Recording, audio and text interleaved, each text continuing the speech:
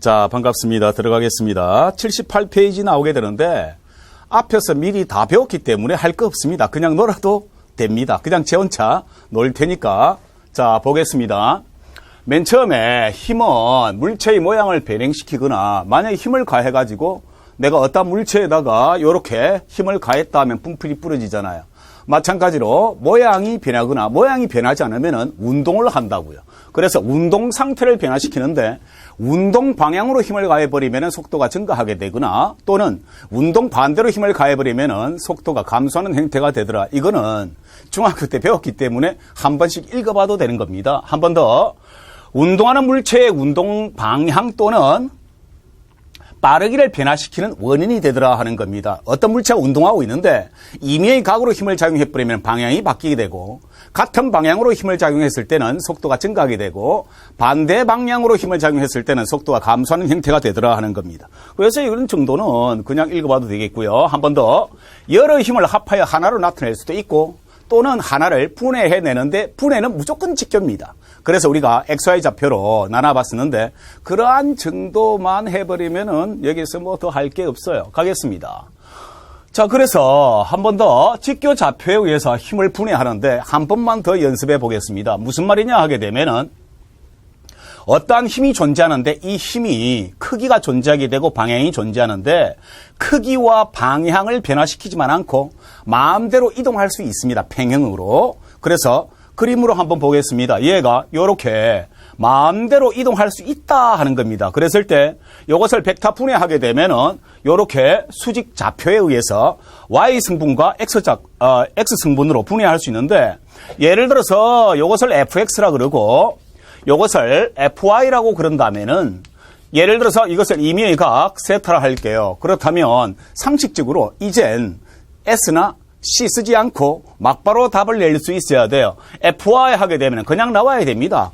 연습을 한 다음에 충분히 연습을 해야 됩니다. 그래서 F 사인 세타다라고 나와야 되겠고 마찬가지로 수평성분을 하게 되면 FX라 했을 때 이것은 F 코사인 세타 이렇게 막바로 적어낼 수 있어야 되겠습니다. 이건 정도는 충분히 할 수 있다 믿고 넘어가겠습니다. 그러면은 이러한 상태가 여러 가지 형태로 나오게 되는데 우리가 가장 많이 사용하는 것이 빗변이므로 빗변 연습은 조금 이따 다시 해보겠습니다. 자, 그러면 이것을 빗변에다가 놓아가지고 장난을 쳐보겠습니다. 만약에 78페이지 문제 유형이 있는데 요거 연습 정도만 해놓고 넘어가도 되고 나중에 실제적으로 이런 유형이 딱 나와버리면은 막바로 가야 됩니다. 그래서 만약에 요것을 세타라 그러고 요것을 세타라 할게요. 본래는 안 주는데 나는 줬습니다. 왜냐? 자, 저것이 세타라 했을 때 90도라고 한다면 얘가 90 마이너스 세타이고 마찬가지로 요 선과 요 선이 평행선입니다. 그러면은 얘가 90 마이너스 세타가 될 것이다 하는 겁니다. 그랬을 때 얘가 90도니까 마찬가지로 요 각이 세타가 될 것이다 하는 겁니다. 그러면은 막바로 나와야 되는데 자, 맨 처음에 빗면을 따라 내려가려는 힘 하게 되면은 얘가 세타면 얘가 세타이기 때문에 수직 성분이다 하는 겁니다. 그러면은 빨리 나오셔야 돼요. 사인 성분이다 해서 만약에 내려가려는 힘을 나타내봐라 하게 되면 F라는 것은 그냥 mg 사인 세타 이렇게 딱 적을 수가 있어야 되는데 F 무슨 뜻입니까? 아직은 몰라도 됩니다. 그 다음에 만약에 이렇게 표시한 이런 것이 나오게 되는데 이것을 N이라 했을 때 나중에는 수직 항력이라 할 것인데 상관없고 마찬가지로 여기서 각을 봤을 때 각을 빨리 찾아야 됩니다. 각을 봤을 때 여기서 각 밑변에 해당하므로 코사인 성분이다 해서 N이라는 것은 얘가 mg 코사인 세타이다를 충분히 연습을 하셔야 됩니다. 자, 요런 정도의 연습만 끝나게 되면은 일반 물리학은 충분히 쉽게 설명할 수가 있다 하는 겁니다. 뭐 요런 정도 되는데 자, 다음 보겠습니다. 78페이지 되겠는데 MQS 단위계 뉴턴이 나오게 되고 마찬가지로 중학교 2학년 정도의 수준 돼 버리면 되는 것인데 뉴턴이 나오게 되는데 이건 뭔 말이냐 하게 되면은 1kg의 물체가 1m/s 제곱의 가속도로 운동할 때를 1뉴턴이라 그래요. 그래서 이렇게 운동하는 힘을 우리가 뉴턴으로 표시하게 되는데 특히 중력을 뉴턴으로 빨리 환산하는 연습. 막바로 거기다가 G를 본래는 9.8인데 이것을 약 10이라고 쓰기 때문에 특히 제가 사용할 때는 10을 많이 사용합니다. 그래서 10을 빨리 곱해줄 수 있는 연습만 되게 되면 충분하게 돼요. 마찬가지로 해보겠습니다. 그래서 MKS 단위계에서 중력하게 되면은 킬로그램 중이라 적어주거나 F라고 표시했을 때 이것을 고쳐낼 수 있는 능력만 있으면 됩니다. 해서 1kg의 물체에다가 작용하는 중력의 크기를 말하는데 그냥 연습을 해보게 되면은 본래는 9.8입니다. 근데 시험을 칠 때는 10을 많이 사용하기 때문에 10만 써주면 돼요. 그래서 예를 들어서 M 곱하기 9.8이나 약 이때는 조건이 반드시 붙어요. 우리 시험에서도 만약에 계산하라 한다고 하게 되면은 G를 10을 사용하게 되기 때문에 이렇게 중력의 크기를 나타내봐라 했을 때는 질량에다가 10을 곱해주면 되는데 연습이나 한번 해볼게요. 특히 1kg 나오게 되면은 이것은 그냥 1kg 중 해주면 되고요. 만약에 이것을 뉴턴으로 고쳐라 하게 되면은 진짜 부끄러운데 나는 10을 사용합니다. 그래서 10뉴턴 해주면 돼요. 마찬가지로 이것은 2kg 중이 될 것이고 마찬가지로 여기다가 10을 곱해주는 것이니까 20뉴턴 이렇게 해주면 돼요. 마찬가지로 5kg 중 해주면 되겠고 한 번 더 여기서는 50뉴턴 10을 곱해줘서 질량에다가 10을 곱해줘서 뉴턴으로 표시할 수 있겠더라는 겁니다. 그래서 이런 연습만 충분히 돼 있다면 나중에 편안하게 진도를 뺄 수가 있겠습니다. 마찬가지 이것은 10kg 중이라고 표시를 하겠고요. 중 대신에 10을 넣어주게 되면 뉴턴이 되겠습니다. 마찬가지로 100뉴턴 이렇게 표시할 수 있겠더라. 이런 연습은 사실은 중학교 한 3학년 정도면 충분히 소화될 수 있는 내용이니까 그냥 편안하게 구경하셔도 충분히 될 내용들이 되겠습니다.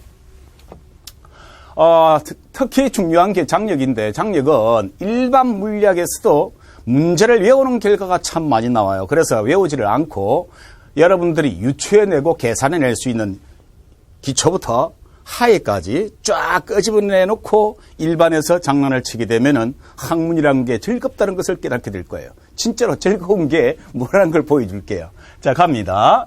한 번 더 실전 연습 들어가는데 어떤 시험에서도 마찬가지로 중력과 빗면을 따라 내려오는 힘을 구분해 봐라 해서 문제를 낼 수도 있어요.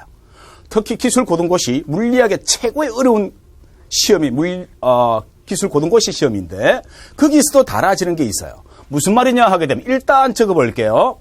요게 30도고 요게 30도다. 요게 30도다 가정할게요. 그래서 아까 전에 연습한 바와 같이 요것은 뭐라 표시하는 거 하게 되면 F라는 것은 mg sin 세타라 적을 수 있고 마찬가지로 요것은 n의 크기 즉 코사인 성분의 크기가 되기 때문에 얘가 뭐냐 하게 되면은요 mg 코사인 세타 이렇게 적을 수 있어요. 재밌는 것은 만약에 2kg이 존재한다 해놔놓고 힘이 얼마냐라고 하게 되면은 mg 사인 세타가 나와야 되고 그 다음에 중력은 얼마냐 하게 되면은 2kg 중이 나와야 돼요. 그래서 중력 얼마냐 하게 되면 학생들이 착각하는 게 뭐냐 하게 되면은 mg 사인 세타의 크기를 계산해요. 특히 m의 크기가 2고 g를 10이라고 약속했기 때문에 10 이제 보십시오. 사인 30도 적어보자. 적을 시간 없어요. 막바로 탁 튀어나와 버려야 돼요. 2분의 1 해서 총 얼마? 10뉴턴. 물체가 빗면을 따라 내려오는 힘은 10뉴턴이고 중력은 얼마라고? 20뉴턴이 된다 하는 얘기예요. G 대신에 10을 쓰니까 요거 구분하셔야 돼요. 보통 시험 문제에서 이렇게 함정 문제를 내서 꼬시는 경우가 있습니다. 요것은 수직 환경은 그냥 내가 대입해 볼게요. m이 2고 g가 10이고 코사인 30 부끄럽습니다. 2분의 루트 3 탁 튕겨 나와야 돼요. 해서 얘가 10 루트 3 뉴턴이다 라고 나와버려야 됩니다. 이런 연습 정도 하시면은 충분하다 하는 겁니다. 이런 정도는 그냥 가도 아무 상관없이 뭐 진도가 나갈 수가 있겠습니다.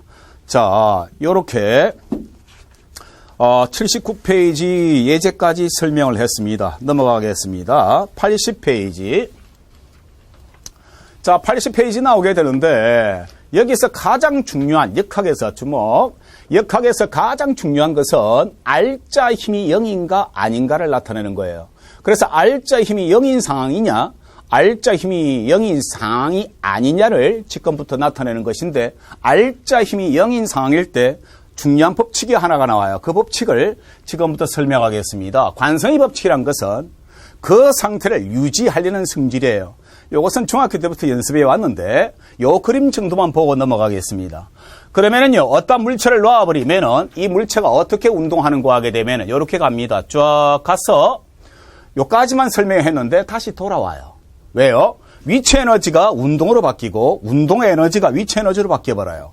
그런데 중요한 것은 핵심 포인트가 무슨 말이냐 하게 되면 관성의 법칙이란 것은 여기서 이 수평 부분에서 하는 겁니다.